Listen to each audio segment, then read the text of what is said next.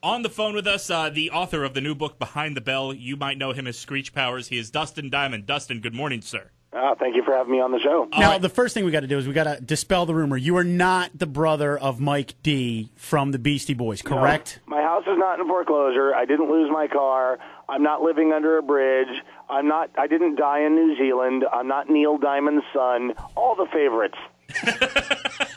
All right, Dustin, I have a list of 3 questions here that I don't know which one to start with, because these 3 questions have been plaguing me for quite some time. So do you mind if I run through them real quick and you can answer them in order? At the beginning. Okay.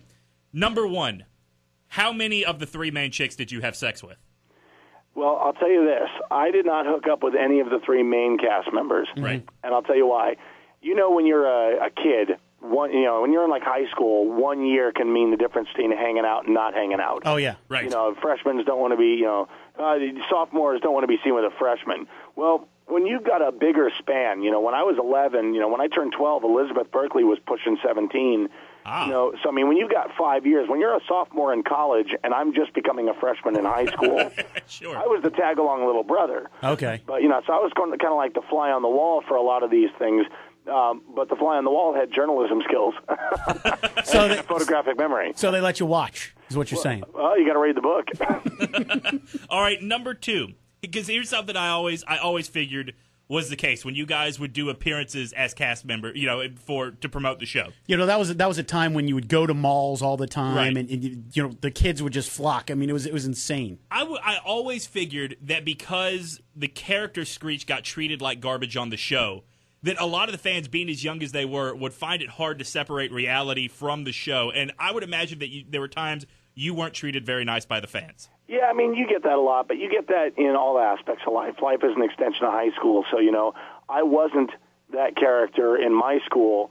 So, guys who tried to be bullies and stuff in my school found a very different person that they were dealing with. So, I mean, fans, it was the same thing, but with fans, you got to keep a smile on your face. You got NBC watching over your shoulder going, play nice, and so, I mean, it was a bit more difficult, yeah, but, it's the price of fame. You become the first live-action sitcom in the world for kids, and it grows to become such a phenom that, we weren't handed rule books on how to deal with this stuff. It were good times and bad times, but it was a whirlwind of excitement that I'd never take back, and, all of that's in the book. All right, and finally, number 3, whatever happened to Kevin the Robot? I do not know. He's probably sitting in a storage locker somewhere. If you wanted to, could you call up NBC and get Kevin the Robot? No. Could you get him for us? No, I don't. I have no idea. It's like the ending scene of Indiana Jones. He's like been wheeled away in some sort of crate next to the Ark of the Covenant. Yes. He's being watched by top men. Yes. Top men. We're joined by Dustin Diamond. You remember him as Screech Powers from Saved by the Bell. And I almost just called you Screech, excuse me. Dustin, on this, in the book, you talk a little bit about how you had your pick of the extras. Now, was it the extras that A.C. Slater and Zach Morris tossed off, or was it just you all kind of were like, all right, here's some young girls. There's always all around the set. Which one do you want, Screech, and which one do you want, Mark Paul, and which one do you want? See, the weird thing is that Mark Paul and Mario didn't go around slamming the extras. It's kind of like it's this weird hierarchy it was never really spoken, but you noticed it. I'm not a Hollywood guy. I'm not like one of these people who won't talk to you if you're not driving the latest Lexus. But a lot of these Hollywood kids get that kind of air about them. Well, you're an extra. I'm a star of the show. I only hook up with other stars. I go out with with more of an elite. Hey, I love women. And always have, and some good-looking girl, maybe she needs someone to throw her a bone. You know what I mean? Metaphorically, and I guess not. But it's it is what it is. So it's you get to talking to these people backstage, and all of a sudden I'm the nice guy because I'm not aloof. I'm not pompous or arrogant or above them. I didn't put my station above theirs. Some people ignore the lesser parts on the role, even guest stars. You're just here for a week. This is my show, that kind of deal.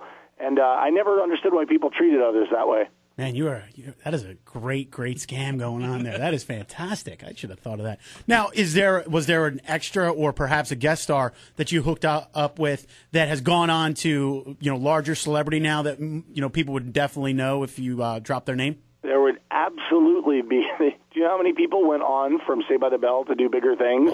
I mean, Denise Richards went on to Bond Girl fame. I mean, we had Bridget Wilson. I mean, I cover a whole gamut of things that in this book of people that came through our doors, and then when they left, they went on to bigger and better things. Now, which one were there? Some that you hooked up with? That's what I really want to know. Was there some? Read the book, my friend. All right, now Dustin, before we let you get out of here, one last question: if you had a shot at them in their prime on Saved by the Bell, which one of the three main girls would you have taken down? I got to say neither, because I know where they've been. Read the book, my friend. All right, he is Dustin Diamond. Behind the Bell is the name of the book. If on Amazon.com we can get this to the #1 selling book in Raleigh. That would be awesome. Can you and I work out something where we can have Kevin the Robot? You know what?